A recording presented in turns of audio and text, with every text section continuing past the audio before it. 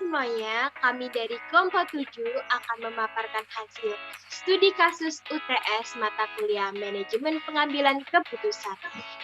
Sebelum masuk ke case, kita alangkah lebih baiknya kenalan dulu yuk dengan masing-masing anggota dari kami. Silakan.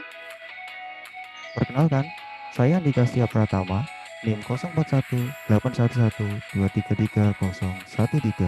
Selanjutnya, Halo semua, perkenalkan nama saya Hilda Nisa Endarwati dengan NIM 041811233019. Selanjutnya, Halo semuanya, kenalin saya Astrid Nadia dengan NIM 041811233030. Selanjutnya,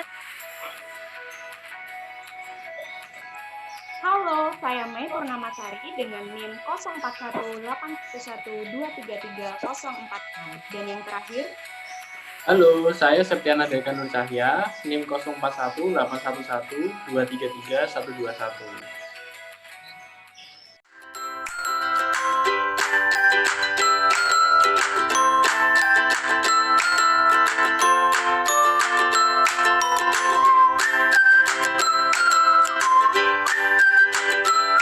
MctiFresh merupakan sebuah supermarket yang menyediakan bahan makanan segar dan juga kebutuhan sehari-hari. Setiap bulannya, MctiFresh membuang hampir 10% produknya yang tidak layak jual. Dalam hal ini, hendak kadaluarsa. Di sisi lain, di tempat MctiFresh beroperasi, MctiFresh dihadapkan dengan banyak tantangan, yakni mengenai banyaknya tunawisma di daerah tersebut. MctiFresh memiliki solusi, yaitu menempatkan wadah sumbangan makanan kepada pelanggan yang hendak mengirimkan makanan kepada para tunawisma. MctiFresh menganggap ini adalah solusi yang terbaik. Beberapa saat kemudian, MctiFresh menerima kritik dari email dari seorang profesor etika bisnis. Seorang profesor tersebut merupakan pelanggan dari MctiFresh. Ia menganggap apa yang dilakukan oleh MctiFresh bukan merupakan CSR, melainkan sebuah strategi pemasaran untuk meningkatkan penjualan. Sang profesor menyarankan agar MctiFresh membagikan makanan yang hendak kadaluarsa secara gratis kepada para tunawisma sebagai bentuk CSR yang diberikan oleh MctiFresh. Kemudian, manajemen dari MctiFresh memikirkan pesan yang disampaikan oleh sang profesor tersebut. MctiFresh memikirkan cara yang terbaik untuk meningkatkan penjualan dari perusahaan juga mengurangi dampak dari tunawisma tersebut.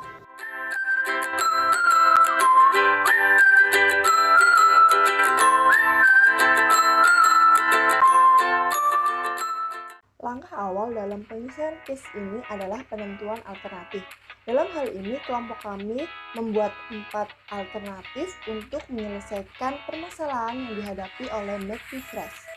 Yaitu yang pertama adalah MctiFresh memberikan produk yang akan kadaluarsa secara gratis.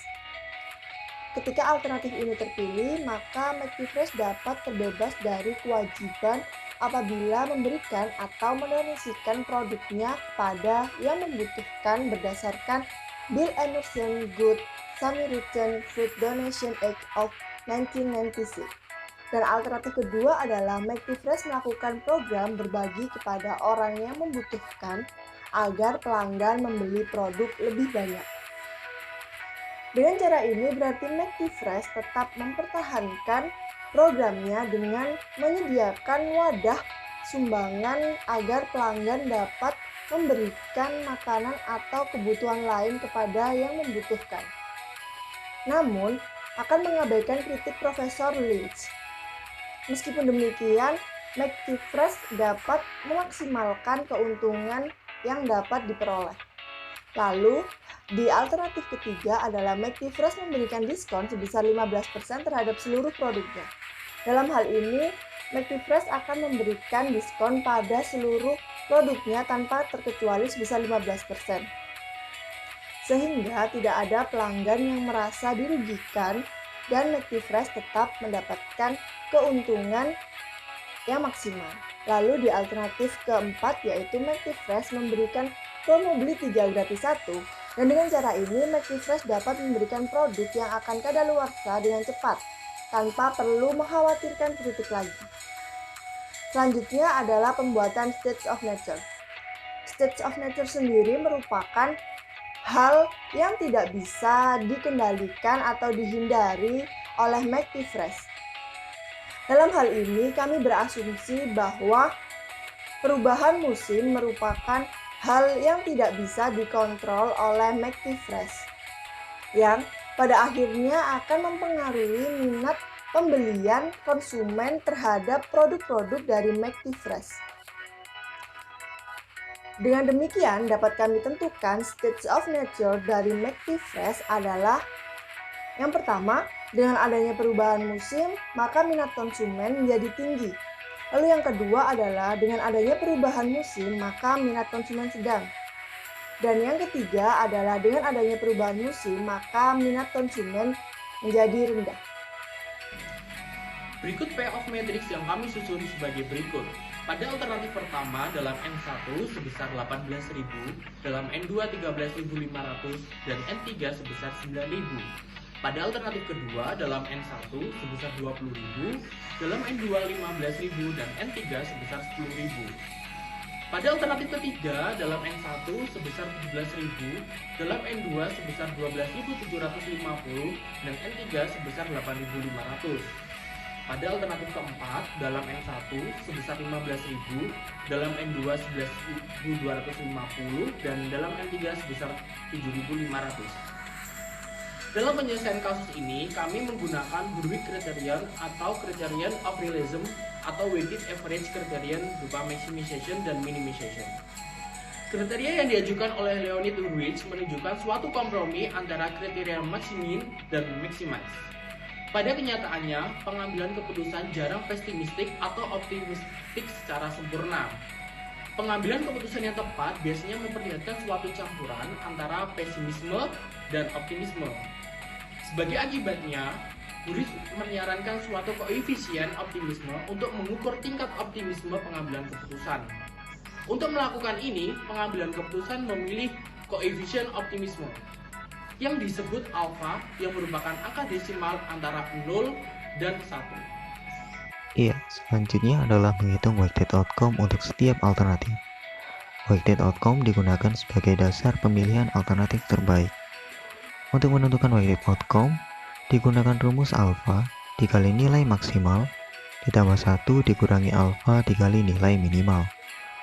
Oleh karenanya, kami menggunakan alfa 0,5 yang artinya kami meyakini bahwa kemungkinan terjadinya hasil terbaik atau nilai maksimal dan hasil terburuk atau nilai minimal adalah sama.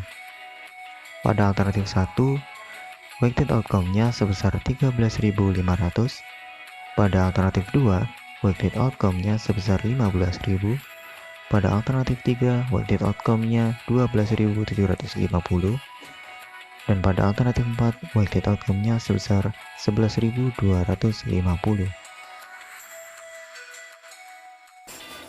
Baik, selanjutnya adalah conclusion atau kesimpulan dari kasus McDifresh. Satu keputusan terbaik yang dapat memaksimalkan profit atau laba McDifresh adalah S2. Dari perhitungan menggunakan Hurwitz criterion or criterion of realism or weighted average criterion maximization and minimization, dapat disimpulkan bahwa alternatif yang terbaik dapat dipilih, digunakan adalah alternatif kedua atau S2, yakni dengan McDifresh dapat melakukan program berbagi kepada orang-orang yang membutuhkan agar pelanggan membeli produk lebih banyak lagi dengan weighted outcome terbesar yakni 15.000. Itu tadi pembahasan case dari kelompok kita. Kurang lebihnya mohon maaf dan terima kasih.